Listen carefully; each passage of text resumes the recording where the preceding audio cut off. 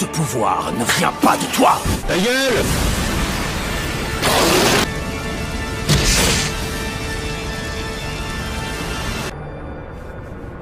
Hein? C'est pas possible. C'est quoi ce truc? C'est de la poudre de perlimpinpin. Ouais, ça doit être ça. Ouais. Voilà que c'est pas cool, voilà que c'est pas cool, frère. C'est ça le pouvoir des dieux. Ouais, ça doit être ça. Ouais. Oh, qu'est-ce que c'est que ce truc? Ici nous sommes dans la 4e grande guerre ninja. Nous sommes en guerre. Et la guerre n'a pas encore atteint son point culminant. Mais lorsque Madara apparaît juste en face de l'unité dirigée par Gaara et Onoki, la guerre va complètement changer de rythme. Madara a fait son apparition, le grand Madara est complètement ancré en scène dans la 4e grande guerre. Méfiez-vous. C'est un conseil d'ami que je vous donne. L'un des 2 shinobi les plus puissants de l'époque vient d'entrer en scène dans cette 4e grande guerre shinobi. Et juste en face, on a les shinobi de l'unité de Gaara qui se chient dessus. Tout le monde se chie dessus, Gaara se chie dessus, Onoki se chie dessus, même le clown de Naruto se chie dessus. Bref, tout le monde est plongé dans la stupeur. Voilà que c'est pas cool. Et c'est compréhensible, parce que ce n'est pas Iruka qui est en face, c'est quand même Madara qui est en face. Bref, Madara attaque l'unité de Gaara et de Onoki, et si sinon pas le choix, il faut bien qu'ils se défendent. Alors premièrement dans ce combat, Madara choqua le monde en utilisant son taijutsu. Parce que dans ce combat-là, on voit Madara éclater les membres de l'Alliance Shinobi juste en utilisant le taijutsu. Ce qui prouve que Madara est un monstre en taijutsu. Deuxièmement, Madara choqua le monde en utilisant son katon gigantesque.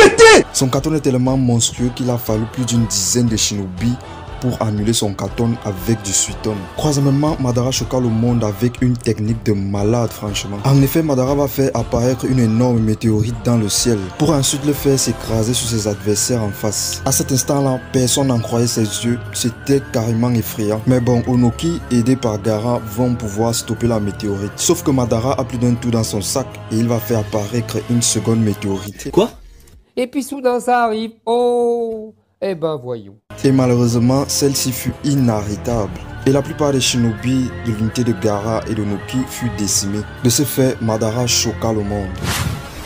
Vous allez comprendre votre douleur. Toute résistance est vaine. Vous n'avez aucune chance. Oh, qu'est-ce que c'est que ce truc là? Nous sommes toujours dans la 4e grande guerre shinobi et ici Madara fait face aux 5 Kage. Les 5 Kage considérés comme les shinobi les plus puissants de leur village. Ouais, ça doit être ça. Ouais. On se fait affronter le grand Madara Uchiha. Bref, le combat commence et à un moment donné, on croyait tous que les Kage allaient vraiment tenir tête à Madara ou alors le mettre dans une grande difficulté. Parce que franchement, les 5 Kage c'est quand même les shinobi les plus puissants de leur village, donc voilà. Ah! Sauf que Madara c'est carrément un monstre, ce n'est pas un simple shinobi en face. Hein? Alors Madara choqua le monde dans ce combat lorsqu'il fit apparaître toute une armée de Susanoo pour combattre les 5 Kage. Tellement le gars il s'ennuyait dans ce combat, il était obligé de faire des clowns de Susanoo pour combattre les 5 Kage. Quelle indignité. Et ceci choqua le monde parce qu'on n'avait jamais vu quelqu'un utiliser ce genre de technique. Et je crois que jusqu'à présent, personne n'a encore eu à utiliser ce genre de technique. Madara c'est un monstre. Et les 5 Kage, ils étaient vraiment en difficulté face à ces clones de Susanoo. La loose. Et encore plus choquant, c'est lorsque le gars, il a activé son Susanoo parfait. Là, c'était clairement du très haut niveau. Un seul coup d'épée du Susanoo parfait de Madara est capable de crancher plusieurs montagnes. Et à cet instant, même Onoki, lui-même, il a vu qu'il ne pouvait plus rien faire. Oh! J'ai le droit de vivre un peu! Le gars, il était complètement découragé. Déjà, pour s'en sortir face à des Susanoo de base, c'était déjà d'abord la galère. Maintenant, le mec, il déclenche un Susanoo parfait. Bref, dans ce combat, il est clair que Madara avait choqué le monde. C'est bien mon corps. Enfin, j'y suis arrivé. Je vais retrouver les sensations qui m'habitaient au combat. Ta gueule! Nous sommes encore et toujours dans la 4e grande guerre, mais ici la guerre est déjà vraiment très avancée là. Et ici Madara a déjà été ressuscité grâce au cycle éternel des réincarnations des âmes. Enfin, j'y suis arrivé. Une technique qui a été exécutée via le corps et le rinnegan d'Obito par Zetsu. Oh merde! Oh, c'est con ça! Maintenant que Obito n'est plus l'hôte de Jubi, Madara veut maintenant devenir l'hôte de Jubi et là il faut rassembler les Biju. Alors un autre combat s'enclenche. Madara contre l'Alliance Shinobi plus les Biju. Quoi? Et je tiens à vous rappeler qu'il était aveugle à cet instant. Hein. Madara, il a combattu l'Alliance Shinobi plus les Biju étant aveugle. C'est juste après que Zetsu blanc là va venir lui donner le Rinnegan. Le gars, il massacre l'Alliance Shinobi étant aveugle et il parvient à tenir tête aux 9 bijoux. Ce n'était pas 1, 2 ou 5 bijoux, c'était tous les 9 bijoux réunis. Bref, Madara c'est un sale monstre. Alors lorsque Zetsu blanc va lui donner le Rinnegan, C'est immonde. Madara choqua le monde lorsqu'il a invoqué le Gedomazo et il va capturer tous les 9 bijoux d'un seul coup. Voilà, mais c'était sûr en fait. C'était sûr. Tu vois, ça c'est vraiment monstrueux. Obito, je sais pas combien d'années ça lui a pris de capturer tous les 9 bijoux. Je sais pas. Mais Madara, il a capturé les 9 bijoux en un seul coup. Quelle indignité. Même Hashirama ne pouvait pas capturer les 9 bijoux d'un seul coup. Mais Madara, oui. De plus, Madara choqua le monde lorsqu'il a esquivé le coup de Tobirama. Le gars, il esquive le coup de Tobirama en mode Hirachine. En plus, avec le dos tourné, il ne le voyait même pas. Oh merde. Oh, c'est con ça. Par la suite, tu auras Sasuke là qui va venir faire le beau. Genre, il croit qu'il peut battre Madara. Le gars, il va se prendre sa propre épée en plein cœur. Tellement Madara, il est un monstre de puissance. Voilà que c'est pas cool. Personne ne me touche. Il gère les shinobi, il gère les bijoux, il gère Tobirama, il gère Sasuke sans pression. Oh. Bref, dans ce combat, Madara choqua le monde.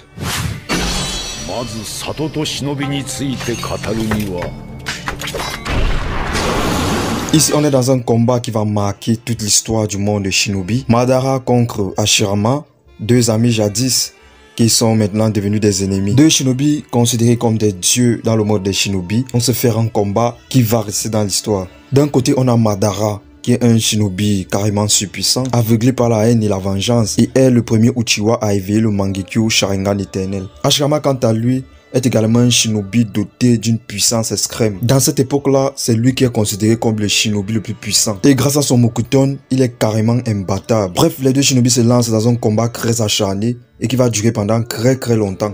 Alors Madara va choquer le monde dans ce combat en utilisant Kyuubi pour fusionner avec son Susanoo parfait. Quelle indignité. Franchement, Madara, c'est un sale monstre. C'est la référence des Uchiwa. Le mec est le premier à éveiller le Mangekyo Sharingan éternel.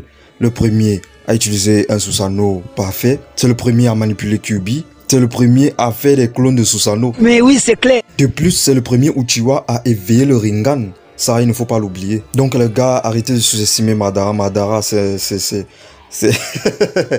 Madara, c'est un monstre de puissance. Voilà, donc... arrêtez de sous-estimer Madara, il faut respecter Madara. Madara Uchiwa, c'est un monstre. Mais bon, dans son combat face à Hashirama, on connaît bien comment ça se termine. Quelle indignité. Le mec, il va se prendre une épée là, en plein cœur. Enfin bref, dans ce combat, Madara choqua le monde.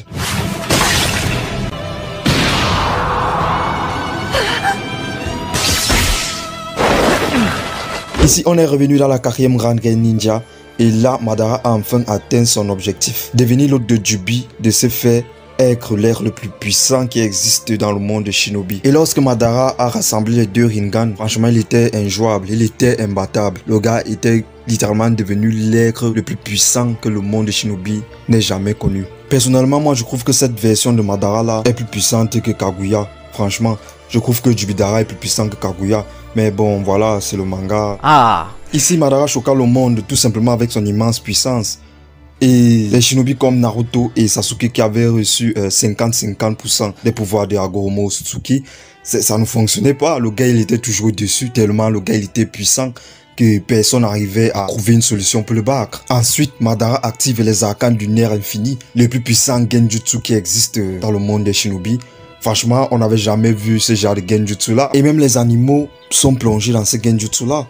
Que tu sois de près ou de loin, ce genjutsu là t'hypnotise. Mais bon, Sasuke va pouvoir protéger les Joke du genjutsu parce que la lumière du genjutsu ne traverse pas le Susanoo de Sasuke. Enfin bref, dans ce combat, Madara choqua le monde.